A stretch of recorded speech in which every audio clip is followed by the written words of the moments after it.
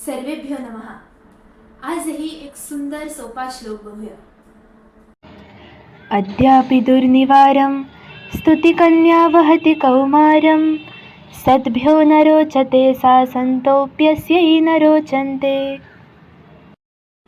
काय बरं अर्थ आहे या श्लोकाचा? चला बघूया। ह्याचा अर्थ असा आहे की स्तुतिकन्या आहे ना, तिचं काही केल्या लग्नच होत नाहीये। स्तुतिकन्या वहति कौमारम, ती अजूनही कुमारिकाच आहे। का बरं असं? कारण जे सज्जन आहेत त्यांना स्तुतिकन्या आवडतच नाही, आणि जे सज्जन नाही आहेत अशी लोक स्तुतिकन्याला आवडत नाही। किती मोठी ही समस्या ना। पण कोण आहे कोण ही स्तुतिकन्या? खरं तर स्तुती हे कुठल्याही कन्येचं नाव नाही। ह्या श्लोकाचा मूळ अर्थ लक्षात येतोय का तुमच्या? स्तुती म्हणजे कौतुक, प्रशंसा, आणि ही स्तुती एक जिवंत कन्या आहे, एक मुलगी आहे अशी कल्पना इकडे केली आहे। आणि सज्जन म्हणजे अशी थोर लोक, महान लोक जी उदात्त कार्य करतात, पण तरी सुद्धा त्यांना कुठल्याही कौतुकाची, स्तुतीची अपेक्षा नसते, किंबहुना त्यांना स्तुती नकोच असते। का? कारण आपण छोट्या छोट्या गोष्टींनी हुरळून जायचं नाही।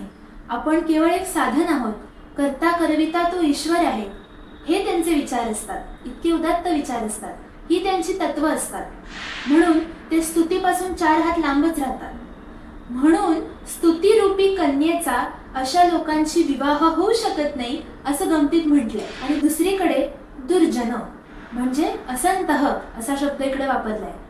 म्हणजे ही अशी लोक असतात ज्यांनी फार काही मोठं केलं नाही तरी प्रत्येक छोट्या छोट्या गोष्टीवर त्यांना स्वतःचं कौतुक केलेलं हवं असतं। ह्यांच्यात अहंभावना, अहंकार फार असतो।